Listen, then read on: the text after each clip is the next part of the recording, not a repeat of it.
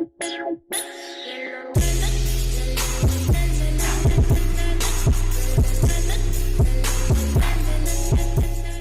there, ladies and gentlemen, Gray Pierce here, bringing you This Book is a Dungeon once more. So, where we left off, we had read a couple books, and we're kind of trying to figure out how to get through kind of this area up here.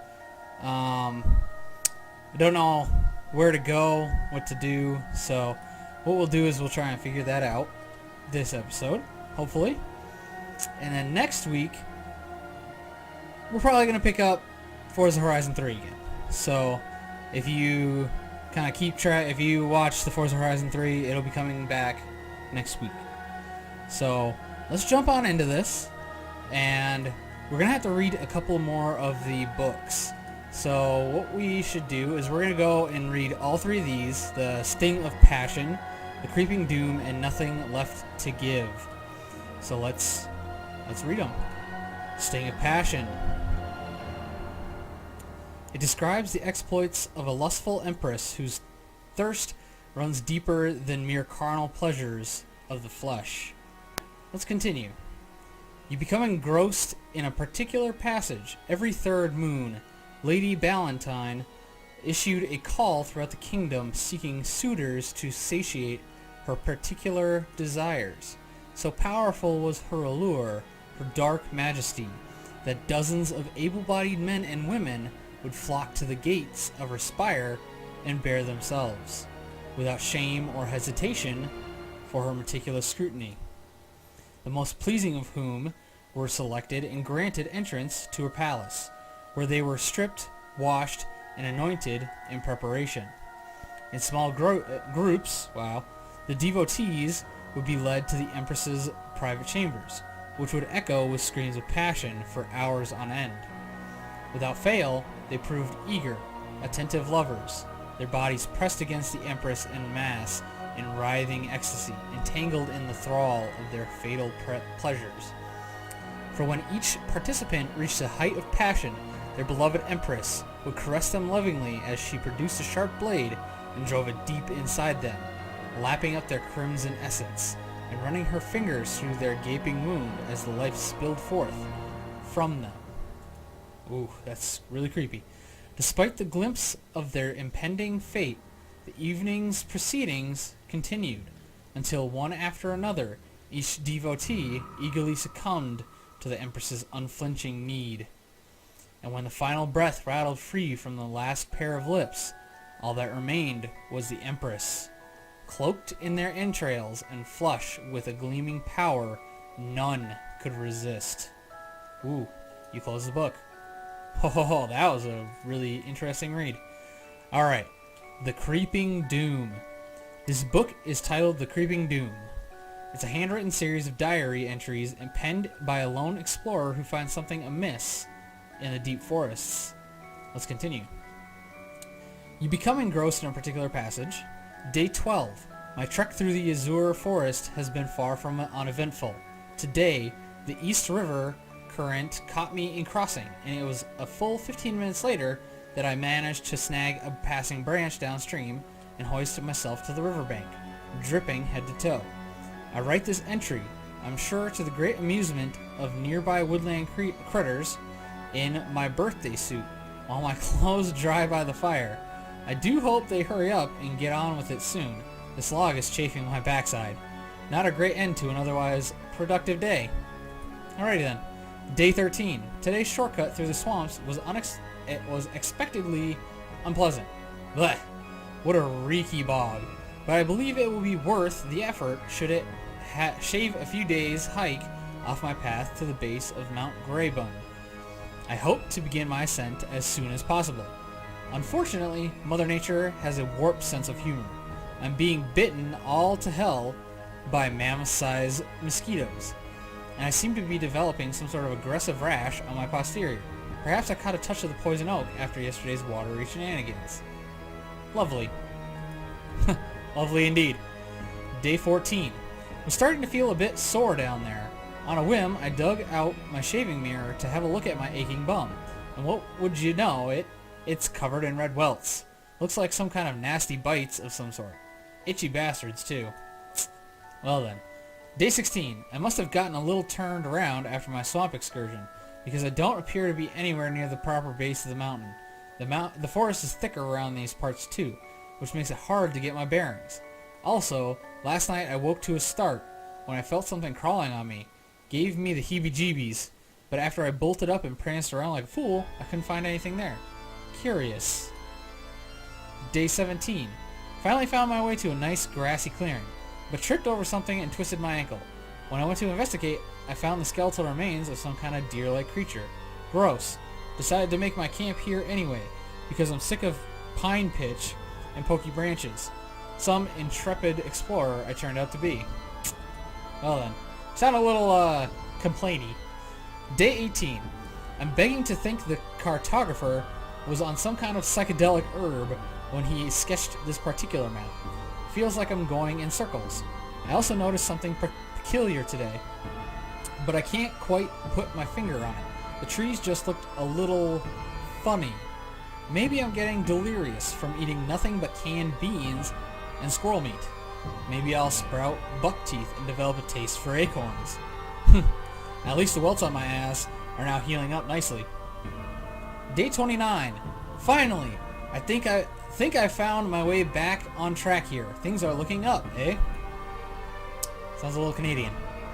Day 23. Damn it, those nasty bites have returned, and they've spread. Hurts like hell now. This is no joke. Something is not right here. The sounds of the forest seem to have gotten louder, too. I keep thinking I'm seeing things out of the corner of my eye, but when I turn, there's nothing there. Am I going batty? I think it's time to bag this trip and head back to civilization. Screw the mountain. Day 25. I don't know where they're coming from, but they're all over me, and they've changed. They're like big bulbous pimples or something. Ugh. Awful, awful, awful. I need to get to a medic. I need out of here. The writing is getting more scribbled and harder to read. Sorry, I had an itch there for a second on my eye. Day 26. I don't know where they're coming from, but they're everywhere. I've been retching blood. Have a fever. I don't think I'm going to make it. You can barely make out this passage. Day 27. One of the damn things popped open on my arm, and something crawled out. God help me. They're all over. I don't know what's That's the last entry. Well then. You close the book. And one more book in this one. Nothing left to give. It describes a young couple's struggle for survival while lost in an Arctic storm. Alright, same as last time. Feel captivated. Deanna knew her injuries would slow them down, and the growing pain in her side was nearly too much to bear. Without food or water, they had little chance to make it back to shelter and weather the storm in this weakened state. They had been wandering for days, unable to regain their bearings in the tundra wastes. The howling winds kissed their frost-bitten cheeks as blinding snow threatened to engulf them in its icy embrace for eternity.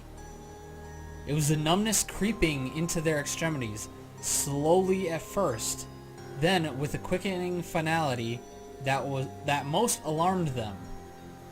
Yet the couple pushed onward in spite of the inevitable, grasping for a sliver of hope. Jamin knew Deanna's strength, her slipping health. Well, okay, that was a little confusing of a sentence. Her slipping health, her will to continue on was fading fast. His own was faltering too, as the last remnants of daylight seeped away into the wintry void. They were lost. Weary from exhaustion, the couple found a lean-to amidst a copse of barren trees and collapsed in the snow. They huddled together to try to eke out every bit of warmth from their bodies. Jamin built a small fire using the last of his tinder. It was a struggle, but they needed to eat. Delirious with hunger and weak from her injuries, Deanna's vision slipped in and out of focus. She remembered Jamin mentioning food, but they were all out of anything to eat. It had been so long since she had a nice warm meal. Hunger gnawed at the hazy edges of her consciousness. Did he just shuffle off into the darkness? Or was it a hallucination? A pop of the fire awoke Deanna from her feverish slumber. The smell of cooking meat set her stomach aflutter. I can't believe it! But I caught us a rabbit, he said, in response to her sudden stirring. It's almost ready. Too weak and groggy to move, Deanna's excitement grew when the warm chewiness of cooked rabbit met her lips. She hadn't expected to eat another meal, given their dire situation. It's so good. Jamin winced a smile, just as a blast of Arctic wind rattled the fire. Eat up. This is all for you. You need your strength. I'll be fine. He refused to eat, despite her weak protests. I love you, he whispered, and fed her another portion. That night, Deanna slept with a deep peace, a serenity she hadn't recalled in weeks. By morning, the storm had cleared, leaving a blue sky and sun-drenched brightness in the wake of a tumultuous night. When Deanna opened her eyes, she saw smoke from the settlement campfires not far off in the distance. Look, we're not far. We're going to make it. No reply. She summoned the strength to sit upright and look around. Jamin was propped up on the opposite side of the campfire. His eyes were open, but he wouldn't respond. Jamin? It wasn't until she rose and stepped towards him that she saw the knife in the snow, and a bed of crimson splayed out around Jamin, who lay pale and motionless, gazing unblinking towards the bright, sunny sky. When she broke free from the shock, Deanna howled in anguish, tears freezing to her face as she dove to Jamin's side, clutched his parka, and shook him. No, no, no, no, no! She felt his body and noticed a tear in his pant leg, which was wrapped with a scarf and soaked in blood. Pulling back the cloth, she found chunks of Jamin's legs missing, cleaved away in tidy chunks. Her jaw dropped. She stammered and recoiled, clutching her chest. There were no signs of Rabbit in sight. Oh, that means that he was cutting his own meat off of his body and feeding it to her. That's disgusting. Let's look at that again. Make sure that we got that. It's chapter 2, so. Alright, so go back. We're going to go to the door to the north again. I think we have a couple more books to go through. So let's look at the north wall again. Let's see. Tomes. Alright. So we've read 2 of these books. Prayers of the Cosmic Serpent Divine and Tools of Magic. We've already read those. So Mechanics of the Invisible World. The unseen world is home to many secrets, some caused by forces of wayward energy, and some made by man. It's the combination of the two that can yield the most interesting results. Imbuing simple mechanical devices with arcane energy allows you to control their effect and manipulate them through invisible triggers, like a word, a sound, a command, or even interaction between remote mechanical objects linked by pure energy. Using magic to manipulate such artifacts is no simple task. Tremendous will and discipline are required to channel arcane forces into a physical object in such a way that it will retain its spiritual charge. There we go. The ritual can take days to perform correctly, but once complete, it will produce a powerful artifact that can be shaped to the user's will, providing protection, concealment, or practical innovation. There we go. Oh, that was a short one. Okay, and we've read the other 2, so we don't have to worry about that. Not gonna worry about that, so we need to look at that. Ooh, East Wall. There we go. So many words from a long time ago, knowledge and arcane power collide across the pages of these dark texts. Ooh, these are some new ones. Okay. The Laws of the Sect. Portals in the Dimensional Veil. The Book of Fraud and Fakery. I think we might have time for one more here really quick. Maybe 2. This book is titled The Laws of the Sect. All of the pages in this tome have been defaced, rendering it unreadable. Instead, the words, "There is no law," is written thousands of times across the original text, covering every inch of every page. Oh, well, that was a disappointing thing. Portals in the Dimensional Veil. Alright, let's read it. Opening dimensional rifts between disparate realms can be rife with consequence. Disrupting the balance between juxtaposing realities in too great a manner is perilous to both the conjurer and the greater continuum beyond. Small dimensional rifts channeled through ley lines within a given plane are useful for traveling great distances in a short order. These minor portals are less dangerous to craft and maintain, and their practical application is of tremendous use. It's when the divide between alternate planes of existence is breached, however, that events of the utmost catastrophic nature can unfold. Should an entity attempt to transgress the planar order and occupy the same sphere of influence as its opposite self, the resulting paradox can result in untold damage to the fabric of time and space. Oh, well, that's kind of surprising. We can do the last one. The Book of Fraud and Fakery. Clever. It appears this book is entirely blank inside. You flip through the pages anyways. Halfway through the book, you find a secret compartment hollowed out in the pages. Huh. Oh, cool. Inside the secret hideaway, you find a small key carved out of a human finger bone. Well then, awesome, we got a bone key. Oopsies. There we go. So, I think that key might be for the desk. Let's look at the desk. Desk. Aha! On the far side of the desk, you find a large drawer. The lock's keyhole is situated inside the mouth of a fanged human skull carving. Let's use the bone key. You place the bone key into the lock and turn it until you hear a click. The skull carving springs to life and bites down on the fragile bone key, snapping it off in the lock permanently.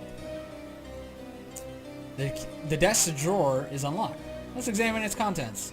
Inside, you find a small silver bell and a bag of salt.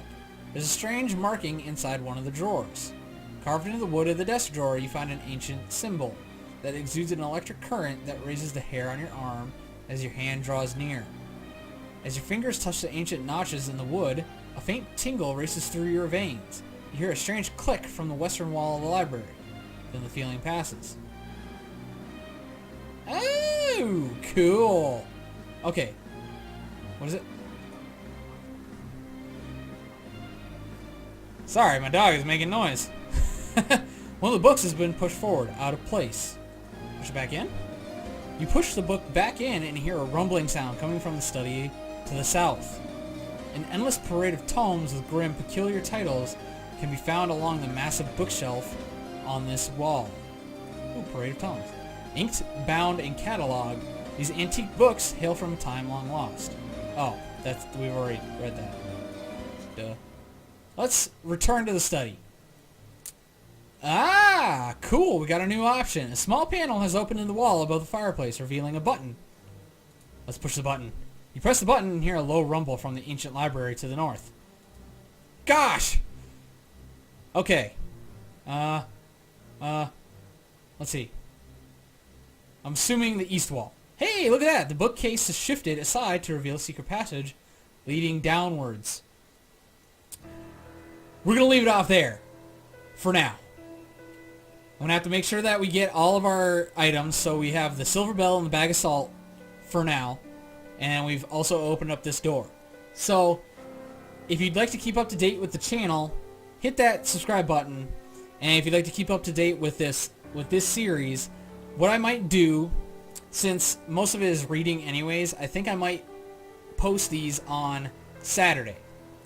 So, I'm going to try and be a little bit better about posting it, but these will be going up on Saturday as well. So next week, starting Monday again, we'll be jumping back into Forza Horizon 3, and then Wednesday is always Borderlands 2, Friday is Minecraft, which I am still currently working on the map as well as the mod pack. That is a work in progress at the moment. And then Saturday will be This Book is a Dungeon.